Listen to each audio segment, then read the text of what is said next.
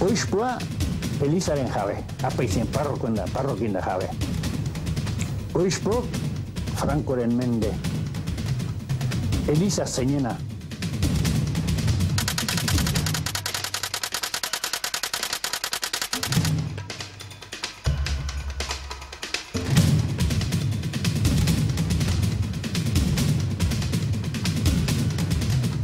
Txaberen erabakia izan zen, ni ez nengoen ados.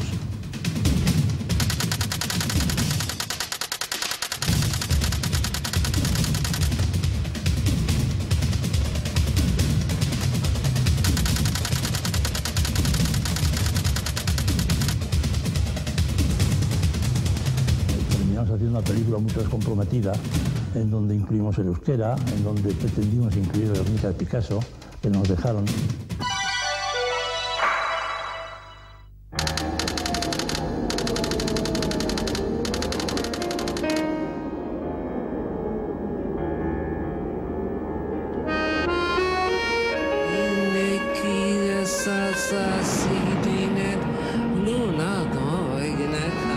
Españoles. Franco. Ambos.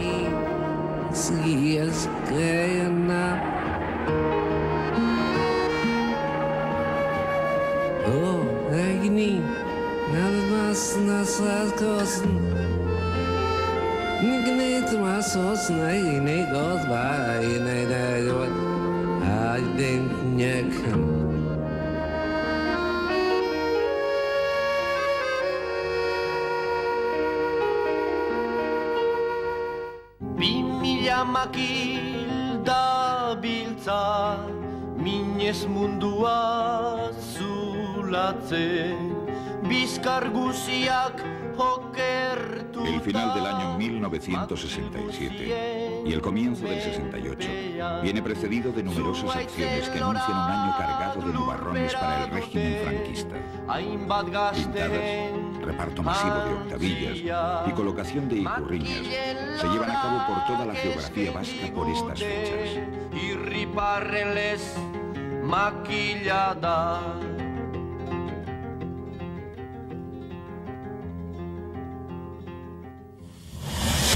...1968...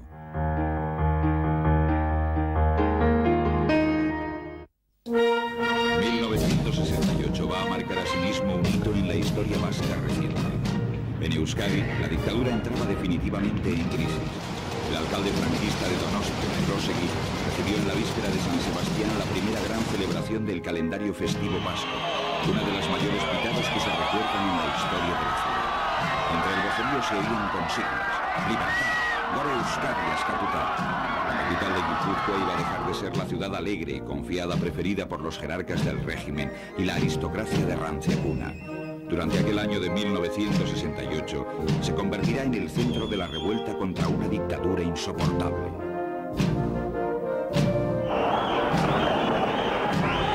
Y mientras en la plaza de la Constitución la música de Sarriegi se entremezclaba con gritos y pitidos, en los tejados un grupo de jóvenes trataba de lanzar unos cohetes de los que pendían icurriñas.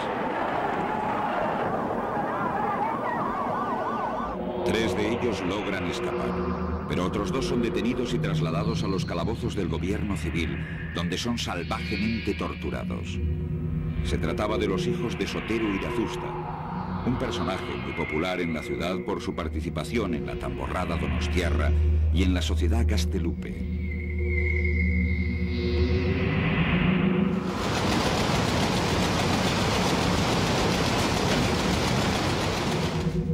El 17 de enero de 1968, el sacerdote y escritor Nemesio Echani, preocupado por la suerte de los hermanos Irazusta, enviaba una carta al gobernador civil de Guipúzcoa, Manuel Valencia Remón, que comenzaba así: en cuanto han ingresado los detenidos en las checas de su policía, han empezado a oírse los gritos de dolor de los desgraciados jóvenes. Desde entonces, cada segundo ha sido tormento para mi corazón de sacerdote, imposibilitado de todo medio para atajar el procedimiento criminal de sus esbirros. ¿Qué podía hacer yo, marcado como estoy por su departamento y desposeído del pasaporte hace 5 años? El único camino que me quedaba era el de intentar despertar su conciencia de autoridad cristiana y católica. No tengo tiempo de decorar mi actuación con literatura preciosista. Tengo que darle forzosamente, cuanto antes, el aldabonazo de mi grito sacerdotal, que a pesar de su miseria, se cree obligado a proceder con la mayor celeridad. El gobernador le responde con cinismo al referirse a los gritos de los torturados y los atribuye a un borracho. Mire usted si fue un borracho, y lo digo en serio, en dicha noche y horas enfrente precisamente del gobierno civil, gritó desacompasadamente. No serán estas las primeras denuncias de torturas por parte de eclesiásticos. La carta de don Nemesio era el prólogo de la rebelión general de los curas vascos. El 14 de abril de 1968 comenzaba lo que algunos corresponsales extranjeros calificaron como la batalla de Donostia. El Partido Nacionalista Vasco había convocado a los vascos a concentrarse en Donostia bajo el lema Euskadi Europa, como ya lo hiciera en 1933.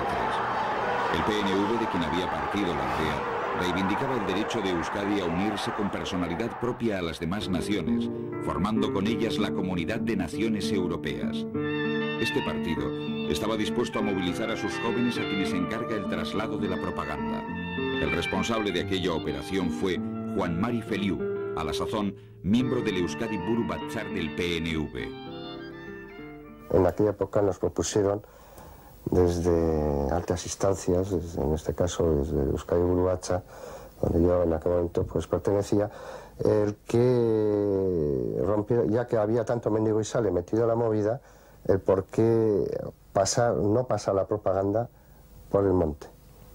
Es decir, hasta entonces o se hacía a través de otras fórmulas, bien a través de barco, de pesca o lo que fuera. Dijimos, pues sí, es muy bonito, costará más tiempo, mejor que llegue cada cosa, pero nos propusimos en la Berreguna del 68 llevar todo el material de esa Berreguna desde Iparralde hasta, como quien dice, a los buzones de cada pueblo. Y todo con a hombro. Es decir, Navarra tenía la parte más comprometida, que era pasar la Muga, y de la Muga la llevamos hacia el Sasua, y allí ya se hacía la distribución hacia Goierri, hacia Guipúzcoa, o bien hacia Álava y luego hacia Vizcaya, y conseguimos que todo se llevara de aquella Berreguna a hombros. La ciudad está tomada por los grises, la policía armada del franquismo. Patrullan a andar, en coches y desde el aire en helicópteros. El gobernador Valencia Remón quiere demostrar al mundo que controla la situación. Poco imagino que la resistencia iba a obtener unas imágenes que darán la vuelta al mundo. Joseba Leizaola, su cuñado Joaquín Inchausti, ocultos ruedan las cargas. Y entonces lo que hice fue cogerme un trapo negro, hacerle un agujero, ponerme yo el trapo negro por encima, un trapo grande, y justo sacar el objetivo, y entonces levantar el cristal del mirador, ponerme en primer plano allí, procurar que hubiera un par de personas al lado para que si alguien miraba se viesen a las personas, no vieran lo oscuro, ¿no? Hubo un momento, una escena en que pasé, porque tenía enfocado a un individuo que les venían arrastrando entre varios policías y venían detrás otros policías de civil y estaban mirando exactamente al mirador, o sea, yo lo estaba viendo y decía, ¿este me estará viendo? No me estará viendo, pero estuve con el pulsador metido todo el tiempo hasta que desaparecieron del campo. Ante el recrudecimiento de las actividades antifranquistas, los jerarcas del régimen hacen una advertencia dirigida tanto a las fuerzas de la oposición que preparan la celebración del 1 de mayo, como a los elementos del régimen que puedan tener tentaciones reformistas. El 22 de abril, en un breve discurso pronunciado por el almirante Carrero Blanco, este advierte amenazadoramente: que nadie, ni desde fuera ni desde dentro, abrigue la más mínima esperanza de poder alterar en ningún aspecto nuestro sistema institucional.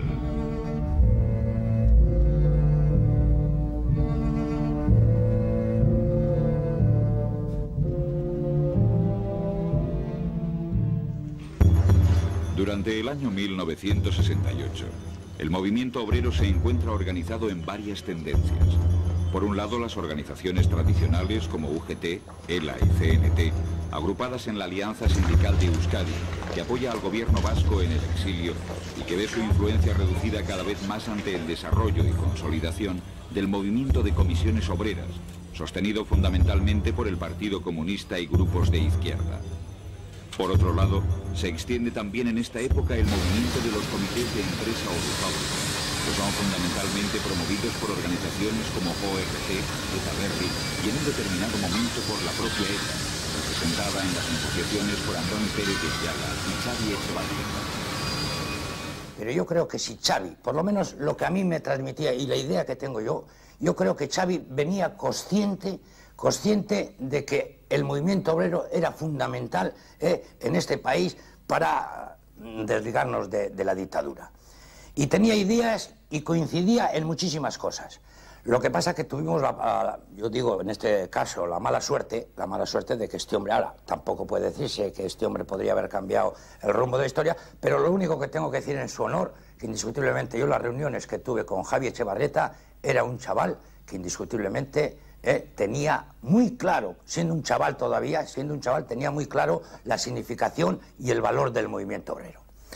Y como anécdota, pues el mismo día que le asesinaron, en Asúa, pues tenía una reunión con un dirigente destacado de Altos Hornos y compañero nuestro, con José Unanue. En este año de 1968 se trabaja en la organización de comités de empresas desde diferentes ópticas, pero no se marcan grandes conflictos obreros, como había ocurrido el año anterior con la gran huelga de laminación de bandas de Etxebarri. La ola represiva de 1967 sigue produciendo sus efectos y además los salarios que han sido congelados hacen que la tradicional conflictividad generada a partir de la negociación de los convenios colectivos quede amortiguada.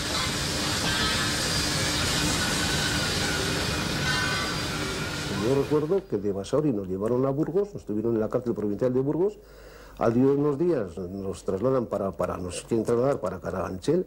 Vamos a una rueda de prensa con comunes y como éramos tantos que íbamos efectivamente en esa rueda de prensa, no de presos, pues perdimos el tren, nos volvieron a llevar a la cárcel de Burgos y tardamos bastante tiempo.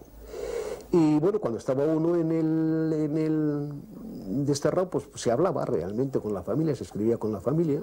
Yo, por ejemplo, en mi caso muy concreto, lo que hizo que los llevó Enrique Mújica, pues llevó mi familia allí a Las Mestras, donde estaba desterrado.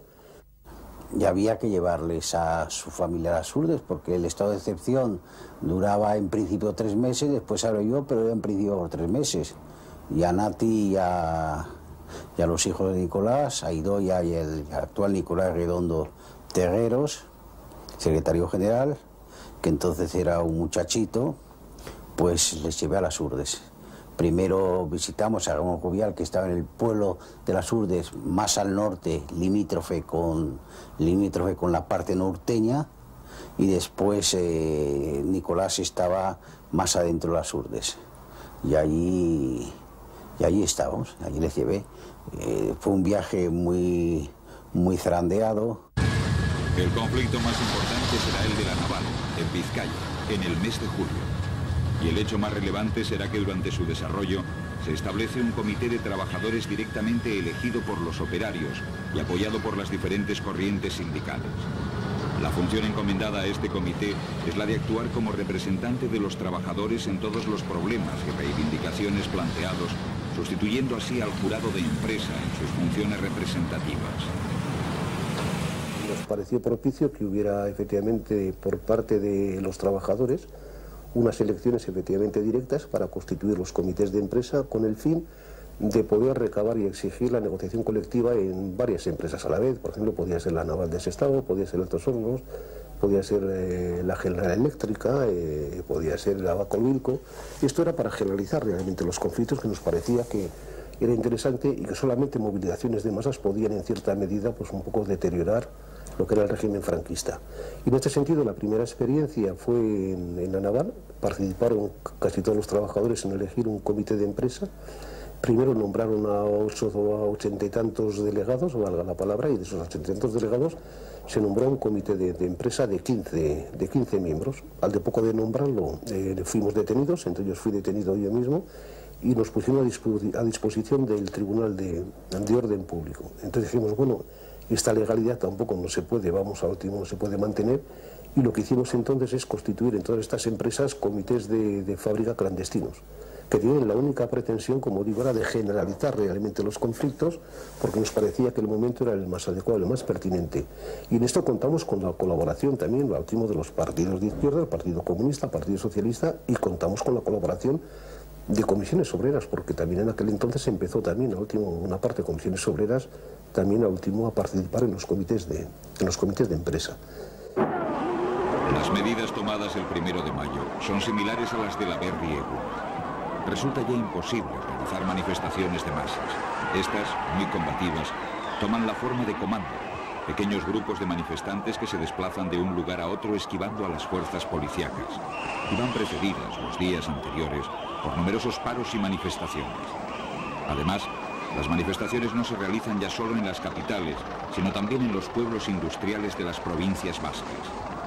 Esta será la técnica que se generalizará a partir de ahora debido al aumento de la represión y a la mejora de la técnica y actuación de la policía en la represión de las manifestaciones.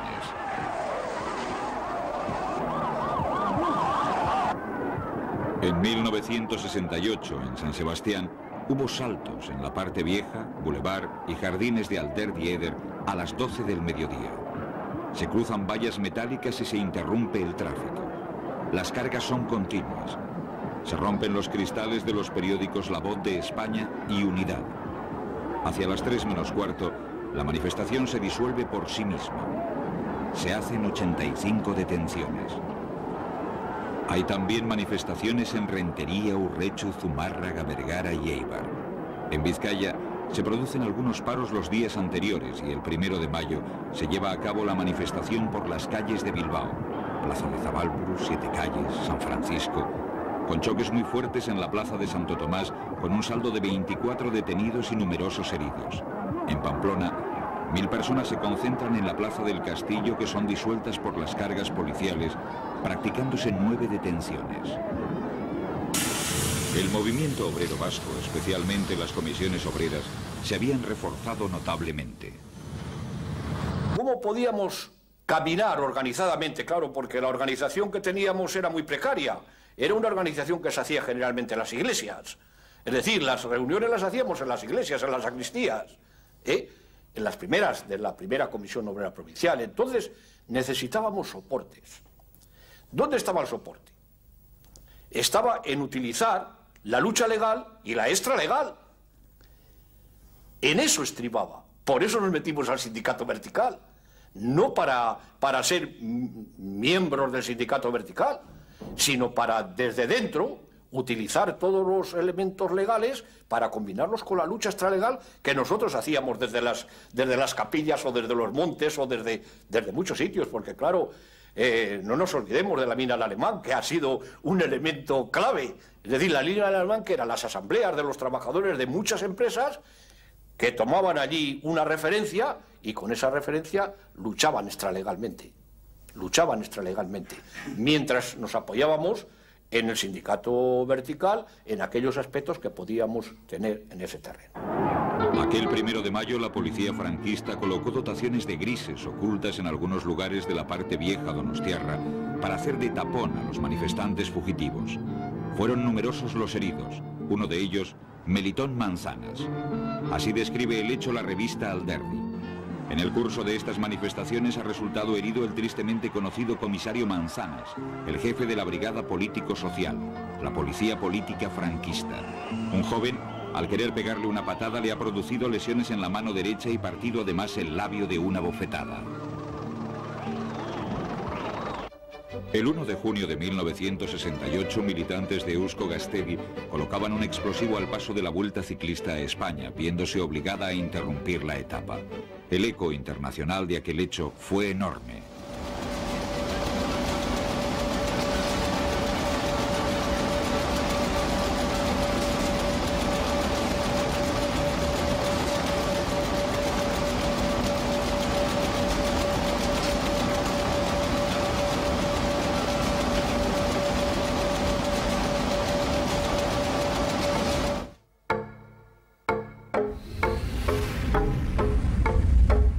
1968 se va a dar un proceso de radicalización de ETA que marcará posteriormente toda su historia. La organización se dedica hasta mediado este año a organizar su frente militar. Se van consiguiendo armas, se efectúan sabotajes con explosivos y se organizan los primeros atracos.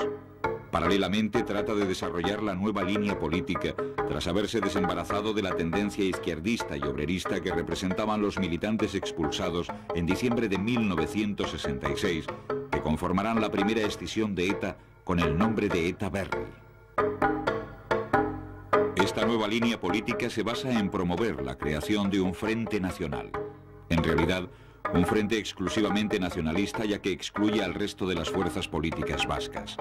Basado en la campaña que se denominará BAI, por las iniciales de Batasuna Askatasuna Indarra, que aparecerán profusamente pintadas en los muros de todo el país. El programa mínimo en que debe basarse este frente nacional es la unificación vasca, la libertad nacional y la reuskaldunización. En torno al frente militar de ETA se forma un grupo activista de peculiaridades singulares. Se trata del grupo que dirige Javier Zumalde, cuyo mote, el Cabra, se convertirá en el apelativo de sus partidarios, los Cabras. Nacionalista ortodoxo, sin preocupaciones políticas o intelectuales, dice haber aprendido mucho durante su servicio militar en la unidad antiguerrillera de Jaca, Huesca.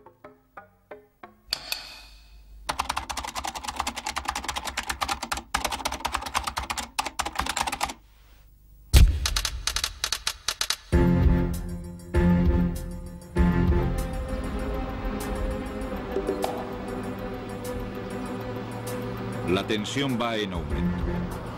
El día 7 de junio, dos jóvenes viajan en un 850 coupé. El conductor es Xavi Echevarrieta. Le acompaña Iñaki Sarasqueta, ambos militantes de ETA. Cuando estaban llegando a Tolosa, el guardia civil José Pardines les da el alto. Su compañero, Félix de Diego, no había dado importancia a aquel coche que iba demasiado rápido. Tranquilos. Tranquilo. Xavi, tranquilo.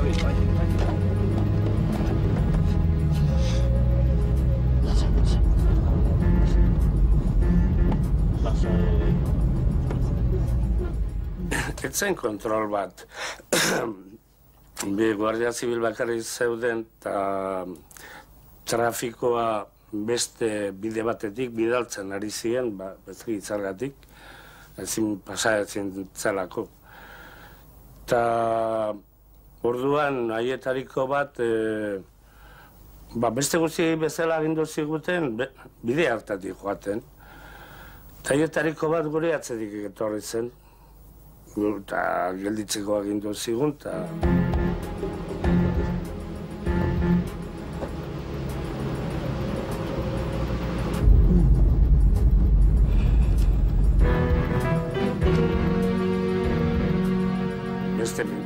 Beste gauza batetara gingoa zen gu, ez horretara. Bakarrik sortu zela, hori, Guardia Zibila konturatu zen, kotxea laportutakoa zela, atzerikula faltsua zela, eta orduan, Documentación, por favor.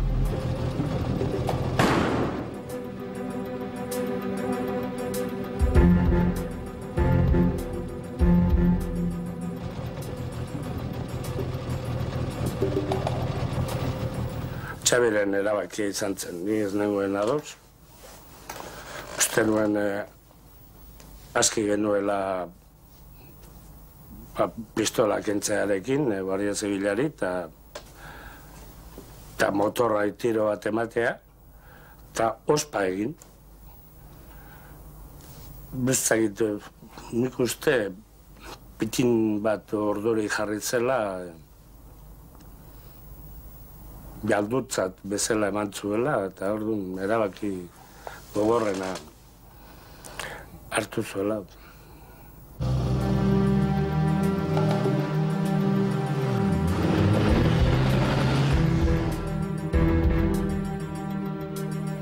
Berandu hau, handik 3 bat ordutara edo hola, edo bitardi edo.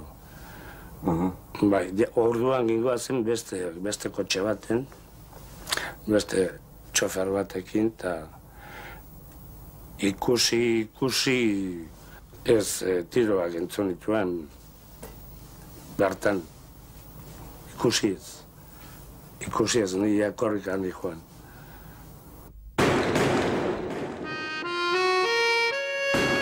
Xavi murió acribillado junto a una pared en Bentaundi a la salida de Tolosa. Tenía 23 años, 2 menos que Pardines. Sarasqueta logró huir del lugar. Lengo batean, kalearen erdian, Bentaundi erdian, Xabieran aia hil zuten. Lengo batean, kalearen erdian. Kotxe bat gelditu nuen, geldi arazi nuen. Eta arrakilera joan ditzen, arrazilera. Arrazilera, eta arrazilean? Arrazilean, gelditu nintzen Elizaren barruan, urrungo egunera arte. Eta urrengo egunean, hoxen, sakristagoa sartu zen Elizan, eta ikusi nindun, eta hasieran batetik bestera ibili zen, gero jende pertsona batzuk sartu ziren, eta nik konturatu nintzen ordurako Elizatik irten zen, eta bertan zeuden guardia zibilak, eta irten nintzen momentuan ja bazetozten nire gana. Eta ikusi nuen, oraindik ikusi nuen sakristagoa guardia zibil baterik keinuak egiten aterutz. Pardines era la primera víctima de ETA. Echevarrieta, el primer muerto de la organización. 8 días después, Iñaki Sarasqueta era condenado en un consejo de guerra a 58 años de prisión. Sentencia que parece excesivamente benigna al capitán general de la región, que fuerza un nuevo juicio en el que el procesado es condenado a muerte. Venciendo no pocas presiones militares, Franco conmuta la sentencia. ¿Qué secreto llevaba Xavi Echevarrieta para no estar dispuesto a entregarse? Le buscaban desde hacía más de un año como dirigente de una organización que venía dando que hablar. Euskadi Ta Askatasuna, ETA.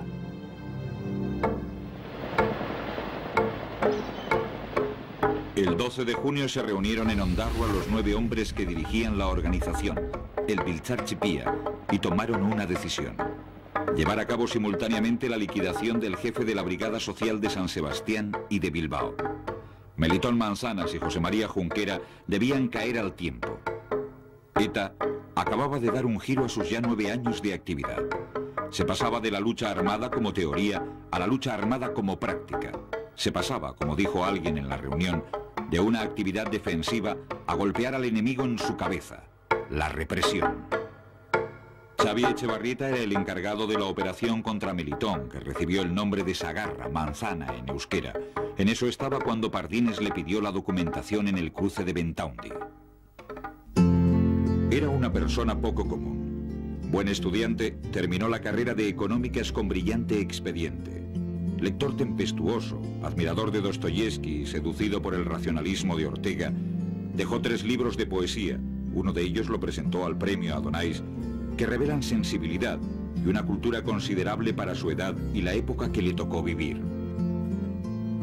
Me pareció un muchacho extraordinario, extraordinariamente inteligente, un hombre con una gran sensibilidad, escribía muy bien. Yo tengo una colección por ahí de poemas que él me dejó.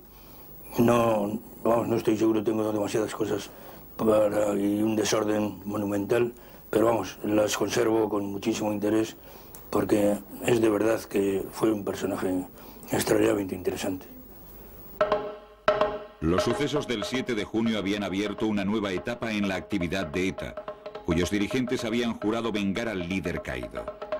Xavi se había convertido en un mito y aquel verano iba a resultar memorable. El 2 de agosto, el comisario Melitón Manzanas es asesinado en Irún cuando se disponía a entrar en su casa. Desde el primer momento se achacó la responsabilidad a ETA, que también había querido atentar simultáneamente contra el comisario de Bilbao, José María Junquera, que salvó su vida por haber tomado sus vacaciones en agosto. El gobierno decretó el estado de excepción en Guipúzcoa y poco después en todo el estado.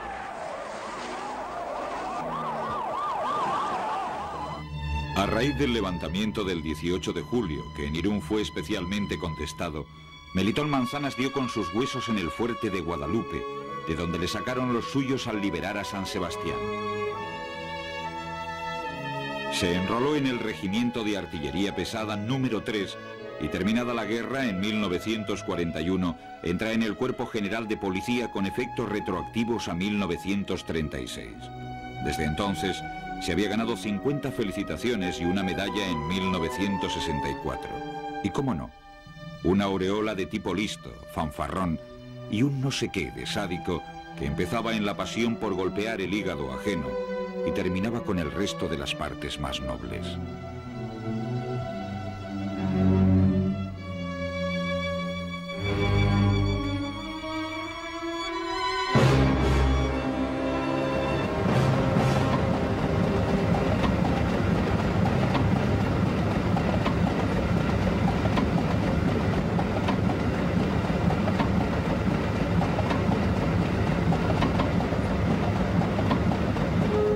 Ante la grave situación que se le presenta en lo que parece una escalada imparable de la resistencia antifranquista, el régimen decide modificar su propia legislación y establecer medidas de excepción. Un decreto ley aprobado el 16 de agosto de 1968 suprimía algunos artículos de leyes anteriores y se volvía a establecer la jurisdicción militar, resucitando solapadamente la ley sobre rebelión militar, bandidaje y terrorismo de tiempos de guerra. Así, todo acto de oposición política, por leve que sea, puede caer bajo la competencia militar. Días antes, el 4 de agosto, el gobierno decreta el estado de excepción para una duración de 9 meses en la provincia de Guipúzcoa. Todo tipo de actos vandálicos, abusos y tropelías policiales son cubiertos legalmente. Centenares de detenciones, cientos de exiliados, malos tratos, torturas, deportaciones. Guipúzcoa queda durante el estado de excepción rodeada por un cordón sanitario que impide la publicidad o el mero conocimiento de lo que está ocurriendo allí.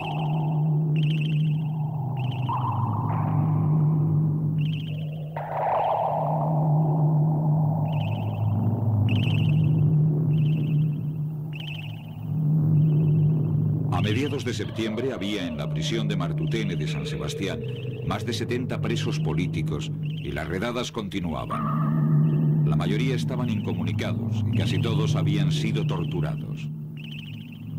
Entre los peor tratados se encuentra Antoni Arrizabalaga, de Ondarroa, quien recibe terribles palizas en el cuartelillo de la Guardia Civil de Zarauz. Es sometido a suplicio atado por una pierna, colgado cabeza abajo desde un tercer piso, para hacerle confesar. Los padres de Arrizabalaga no supieron su paradero durante largas semanas.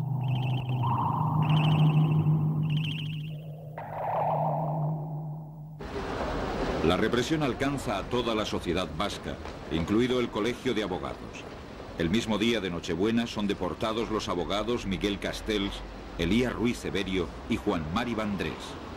Los abogados en los años 60 eran gente bastante activa porque siempre se han considerado, aunque el estamento general ha sido siempre muy conservador, la verdad es que los abogados se sentían un poco conciencia jurídica del pueblo, de alguna forma, y vivíamos un tiempo de ausencia y carencia de libertades. Y eso en la abogacía, en el que ejerce el derecho a pie de obra, se sentía mucho. Por lo tanto, los colegios eran quizá una de las entidades más politizadas, y el Colegio de San Sebastián también.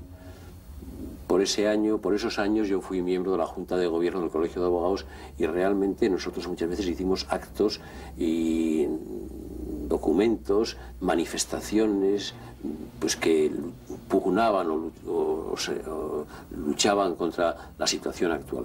Estábamos por la libertad genéricamente, no digo todos los abogados, pero genéricamente por la libertad. Ya antes de que empezase la ola represiva, el sacerdote Nemesio Echaniz se había dirigido de nuevo en una carta pública el 17 de junio al gobernador de Guipúzcoa, Oltra Moltó, como lo había hecho tiempo antes con Valencia Remón, pidiéndole otra vez que cesase la tortura. Así van a llegar las primeras peticiones de penas de muerte. Y cuando el 12 de diciembre son juzgados en Consejo de Guerra varios militantes a quienes se les acusa de quemar la casa del alcalde de Lazcano, el fiscal pide 3 penas capitales, lo que sin embargo no será considerado por los jueces militares. A finales del año se llevan a cabo detenciones de algunos militantes de ETA. Así, el 7 de noviembre es detenida en Pamplona Arantxa Arruti junto a su marido Gregorio López Irasuegui. Hace apenas una semana que se han casado y pasarán la luna de miel en los calabozos de comisaría. Justo un mes después, el 7 de diciembre, es detenido en las calles de Mondragón otro activo militante de ETA, José Mari Dorronsoro.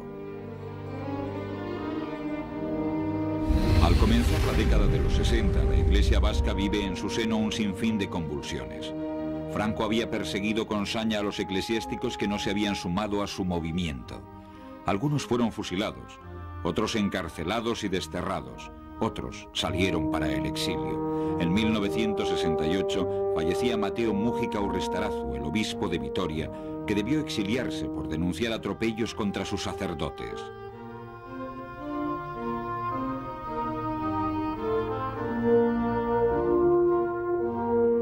Mientras que la jerarquía católica seguía arropando al poder franquista, eran cada vez más los curas que en el País Vasco denunciaban una situación considerada insostenible.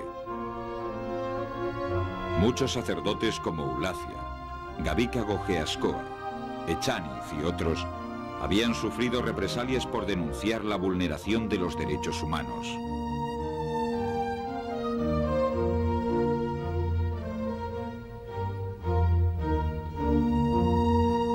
Otros curas, como Alberto Onaindía en las imágenes, mantienen la denuncia desde el exilio. Euskal Herrine konkordatun bitartez, Donostiko, Bilbaoko eta Arabako oizpoak eta Iruñakoak behartuen izan Franco aurrez izena emandakoak. Deiten? Errati, superstruktura zan goiti berakoa, Frankona. Gero, oizpo bakoitzak eskubide osoa zeukan Elizatan. Beak nahi zituen seminarioko profesorea jarri, kargu guzik, kargu danak eman beak nahi zituenak aukeratu zituen, bai misiotako eta bai gaztedintzat eta kargu danak, beak oizpok, beak aukeratutakoak. Parroki danak, oizpo beak aukeratutakoak. Eta kendu nahi zituenean, kendutzeko moduan, eskubide kentzeko, jartzeko eta kentzeko eskubide osoa. Horregatik, oizpoa Elizaren jabe, apaizen parrokin da jabe. Oizpok Francoren mende. Eliza zeinena. La represión radicaliza el movimiento del clero vasco de carácter antifranquista. Tras la declaración del estado de excepción, 40 sacerdotes ocupan las oficinas del Obispado de Bilbao entre el 16 y el 24 de agosto, en protesta contra la actitud de pasividad del obispo de Bilbao, Pablo Gúrpide, navarro de Ochagavía y franquista convencido, ante la ola de detenciones y torturas que se están produciendo. A partir de este momento, se forma el grupo Gogor del clero vasco, que participará en otras acciones este mismo año. Maietzaren batak, egon ziren maietzaren batak, izan ziren oso gogorrak. Egoratzen az, poliziak zuhiltzaileen kamioi zistan lagartu eta jentea txorretaraz koloreztatzen zuela, eta gero koloderunei egurra ematen zila. Eta horredanak abadeoi eragina egin zigun, oinezko abadei, makina. Oinezko abadeen handik sortu zen Gogor taldea. Gauza bi argi utzi nahi ditut batetik, ez ginela gehiengoa, abadeetan ere. Eta, daganera ez ginela ez da ere, talde Euskal Herrian borrokatzen ari ziren talde esanguratzuena, ez garrantzitzuena, ez sortzaileena, ez da hurrik eman ere. Eta beste alde batetik argi utzi nahi du baita ere, ez ginela ez da ere, jerarkian, Eliz jerarkia ez Eliza instituzioa osatzen genuen jentea. Eliz jerarkiak eta Eliza instituzioa beste bide batetik joan zen lerrokatu zen boterearekin.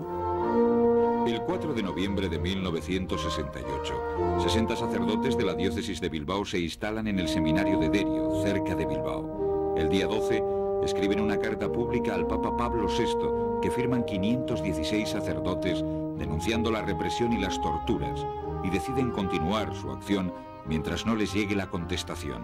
El obispo Gúrpide comunica por la prensa vespertina que condena la acción, fuente de escándalo y señal de desobediencia. Después, amenaza con tomar otras medidas si no se le obedece. El prelado pasa a los hechos y envía a la policía al seminario.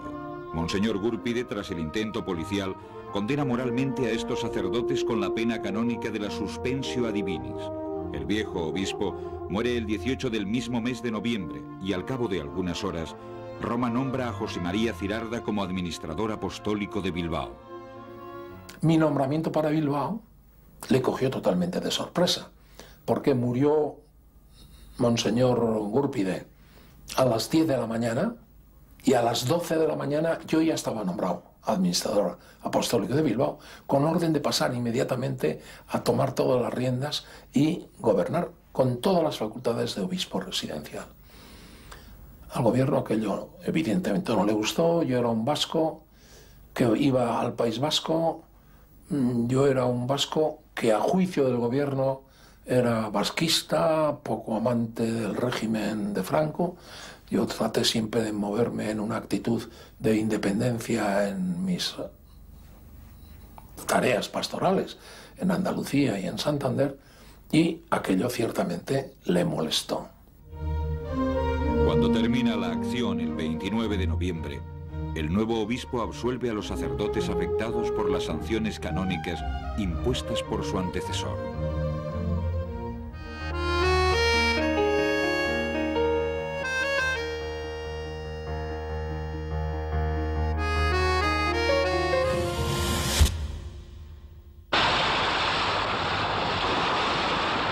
La cultura vivía en el marco estrecho limitado por la censura franquista y, cómo no, por la situación política. Fernando Larroquert y Néstor Basterrechea finalizaban de rodar su Amalur, una película que marcará toda una época. Fue en el transcurso de la filmación de Pelotari cuando Basterrechea y Larroquert concibieron la idea de realizar Amalur, Tierra Madre. Había que dar a conocer el país a sus propios habitantes. Si el aparato franquista ocultaba o negaba los rasgos básicos de la identidad vasca, el cine podía ser un medio de resistencia y de lucha contra la desinformación y la manipulación cultural. Cuando llegamos a Madrid nos decía, ¿pero quién está detrás de esta película? ¿Pero quiénes son? Dijeron usted, 2.800 personas, arquitectos, enfermeras, fogoneros. Me acuerdo de un fogonero de Altos Hornos que nos dio todo el sueldo de un mes para Amalur, ¿eh? Eso fue emocionante. Y no entendían esa capacidad de reacción. El proyecto se financió mediante acciones que fueron compradas masivamente. Tras 2 años de rodaje a lo largo y ancho del país y después de superar incontables problemas de producción y de censura, la presentación de Amalur en el Festival de Cine de San Sebastián fue un auténtico acontecimiento. Entonces toda la gente, fue una explosión de aplausos, fue tremendo, ¿no? Bueno, entonces nos aplaudieron allí no sé cuántos minutos. Y entonces yo me acuerdo que le dije a Larroquert, Fernando, hemos ganado. Este largometraje documental, con comentarios en euskera y castellano, ofrece una visión caleidoscópica de Euskadi, centrándose particularmente en los valores de la cultura tradicional.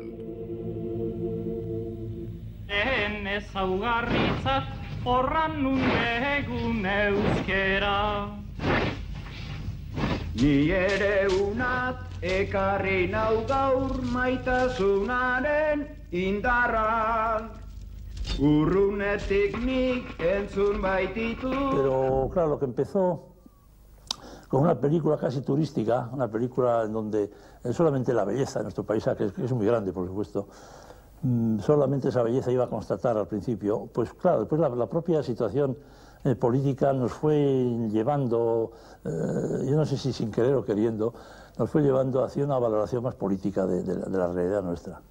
Y claro, terminamos haciendo una película mucho más comprometida, en donde incluimos el euskera, en donde pretendimos incluir el Guernica de Picasso, que nos dejaron. Ciertamente no eran tiempos para plantearse un cine mínimamente incisivo.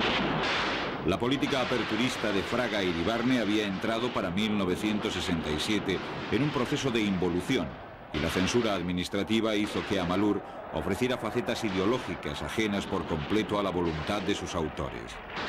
Contra lo que venía siendo habitual, el aparato censor no se limitó a hacer ejercicio de tijera, sino que tuvo la consideración de señalar cuáles eran los elementos que faltaban en el film. Las diversas operaciones de censura que hubo de someterse a Amalur con intervención directa de Felipe de Ugarte, exalcalde de San Sebastián, y del propio Fraga Iribarne, fueron las siguientes. Primero, la palabra España debía aparecer como mínimo 3 veces. Segundo, la presencia del Guernica de Picasso tenía que suprimirse. Tercero, la secuencia final del árbol de Guernica, filmada en invierno, debía rehacerse puesto que el árbol tenía que aparecer florido ante los espectadores. Pues no sé, pues por ejemplo sacamos el árbol de Guernica un día de invierno, que empezamos por allá, entonces Fernando Larroquer y nos paramos, rodamos, ¿no? Pensando que siempre iba a ser el plano final, como así fue, ¿no? Y pues era un árbol nevado, dramático, entonces nos llamaban para decir que no, que eso era trampa, que nosotros queríamos decir, yo creo que en el fondo es la verdad, nosotros queríamos decir que Euskadi, o bueno, el País Vasco, estaba en el invierno de su historia y tal, ¿no? Y que repitiéramos la escena, la toma esa con mucha más luz y mucho más sol y tal, como al final tuvimos que hacerlo. Y es para que se vea hasta qué punto la censura estaba absolutamente encima nuestro, ¿no? El intento de eliminación del juramento de respeto a los fueros por parte de los monarcas españoles en la Casa de Juntas de Guernica solo pudo impedirse por mediación de José María de Areilza.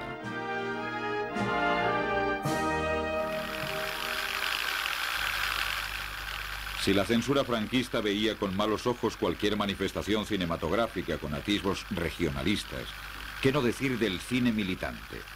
El férreo control del aparato represivo de la dictadura hizo imposible la existencia de este tipo de cine en el País Vasco.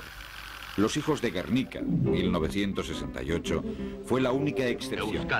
Este cortometraje, de una duración próxima a los 30 minutos, se realizó a impulsos de algunos miembros de Eusko Gaztedi, rama juvenil del PNV de Venezuela, entre los que estaban Alberto Elósegui, Joaquín Inza y Xavier Leizaola. El productor, José Agustín Catalá, propietario de Ávila Films de Caracas, adelantó de forma desinteresada, por simples motivos de amistad y simpatía política, su propio dinero, poniendo un equipo a disposición de dicho grupo y encargando la dirección al cubano de origen vasco Segundo Cazares. La película fue montada y sonorizada en Caracas a partir del material de archivo cedido por la delegación del gobierno vasco de París y de las filmaciones realizadas en Euskadi por Joseba Leizaola en colaboración con Joaquín Inchausti.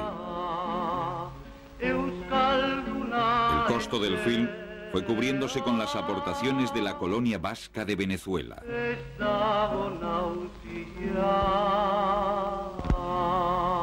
Los hijos de Guernica se convirtió en una vibrante denuncia del franquismo y una llamada a la movilización. En un afán de publicitar la lucha vasca, el film fue exhibido en Venezuela, Italia, Inglaterra, Francia y Estados Unidos.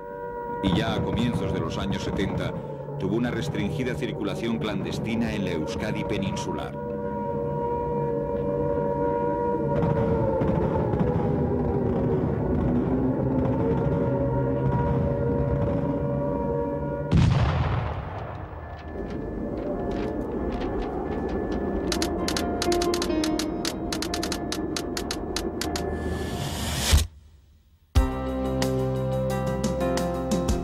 En noviembre de 1968, Euskaltzaindia, la Academia de la Lengua Vasca, celebraba un congreso polémico sobre la unificación de la lengua que sin duda se demostrará decisivo para el futuro del euskara.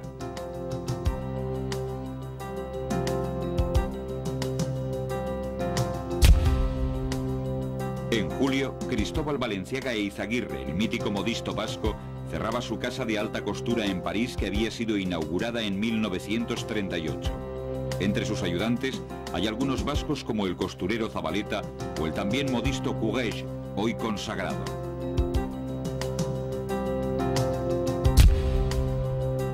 El 14 de octubre, Anchón Ayestarán era nombrado director del Orfeón Donostiarra. Comenzaba así una de las épocas más fructíferas de esta formación coral.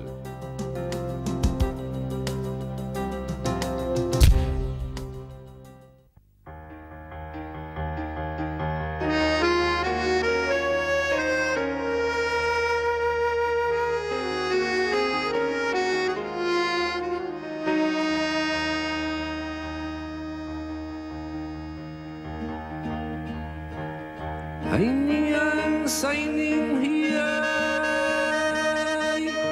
school.